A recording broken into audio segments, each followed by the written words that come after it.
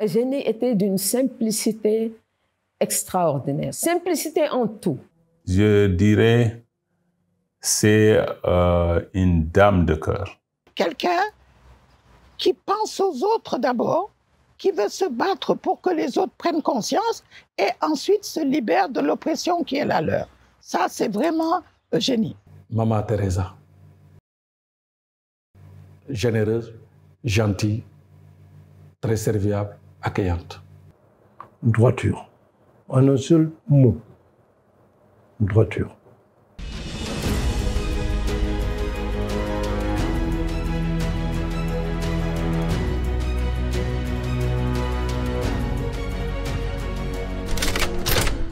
Abdourahmane Kounta, Amadou Top, Boubacar Keïta, 18 mois ferme.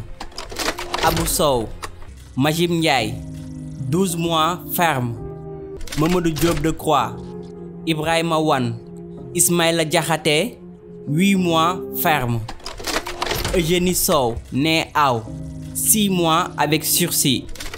Joseph Diop, Sadel Ndiaye et Moussé Gueye Seck, purement et simplement relaxé.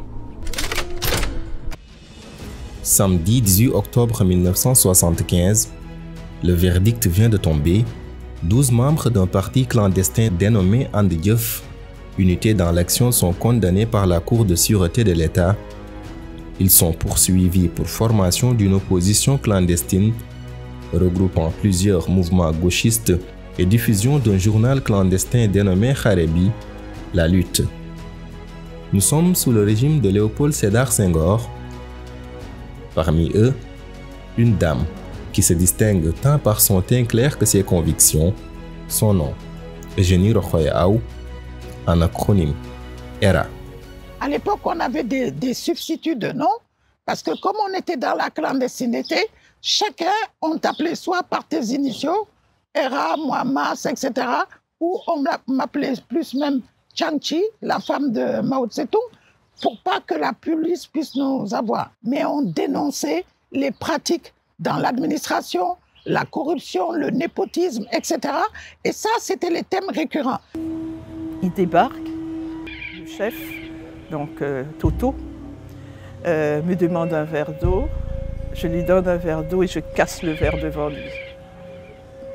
Ils s'en vont. Le lendemain matin, ils viennent me chercher. Ils m'emmènent au ministère de l'Intérieur, là où se trouve l'endroit où on prend les empreintes, etc. Et là, ils me font monter à l'étage et ils me menacent. Je leur dis, de toute façon, vous me faites ce que vous voulez, je vous préviens, je suis enceinte. S'il m'arrive quoi que ce soit, vous en serez responsable. Malgré tout ce qu'on a fait, on a pu dire les interventions, ils n'ont pas voulu la relâcher et elle a fait une fausse couche en prison. Après cet épisode difficile, elle sera libérée. Une liberté synonyme de force et d'engagement, en témoignent ses contemporaines. Je crois que tout le monde prenait cette femme très au sérieux. On ne pouvait pas dire qu'elle était une femme alibi ou femme faire-valoir, pas du tout.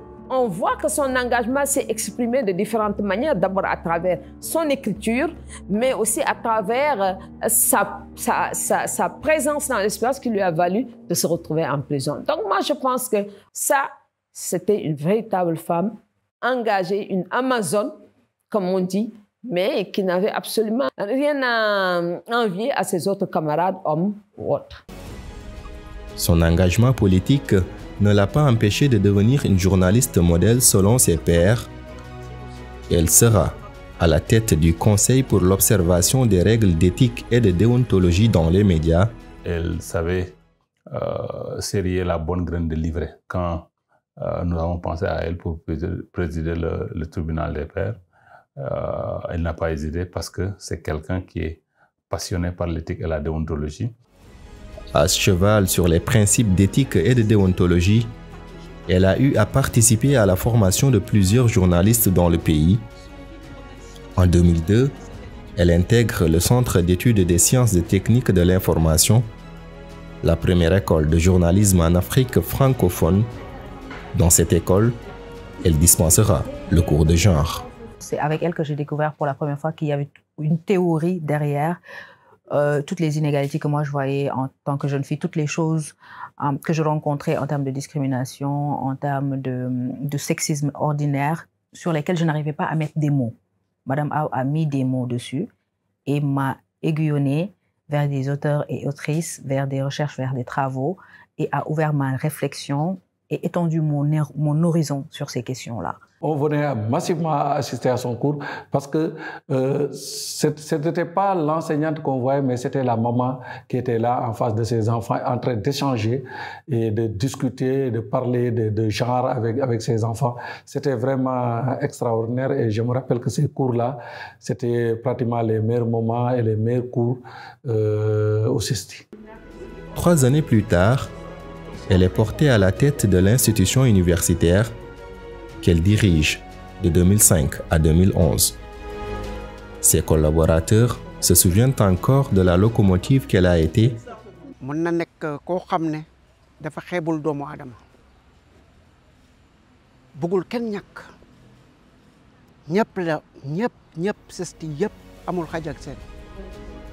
Des valeurs sûrement acquises grâce à l'éducation religieuse qu'elle a reçue.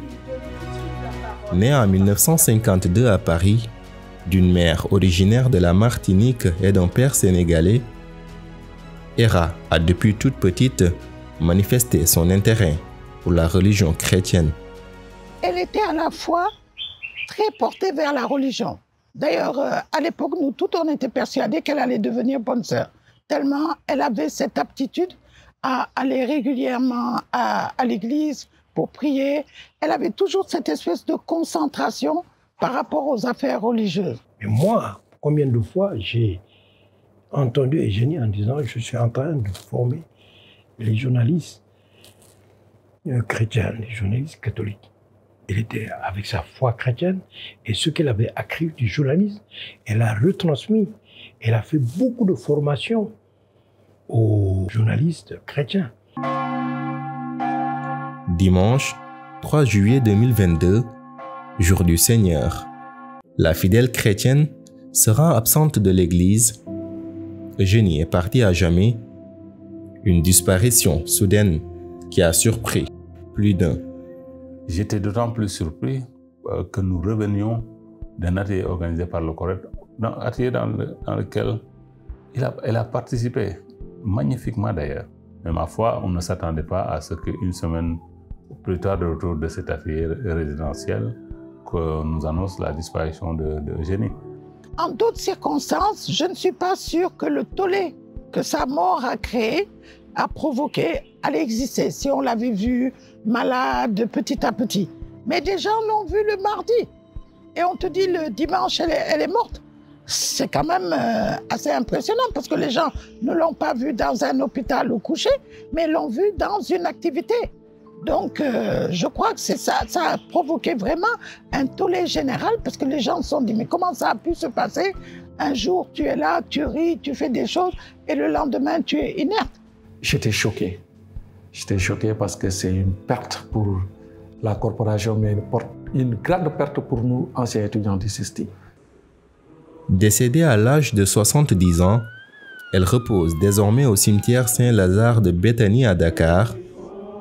Collaborateurs, amis, parents, étudiants, tous se rappellent les qualités de la grande dame convaincue. Très tôt, tu as eu le goût des autres. À 13 ans déjà, tu donnais des cours de vacances. Tu étais dirigeante dans des mouvements de jeunesse.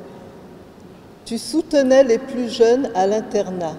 Je retiens vraiment cette image d'elle, très facilement approchable, très bienveillante, toujours le sourire aux lèvres, toujours une blague. Donc voilà, c'est vraiment l'image que je retiens d'elle en tant que personne.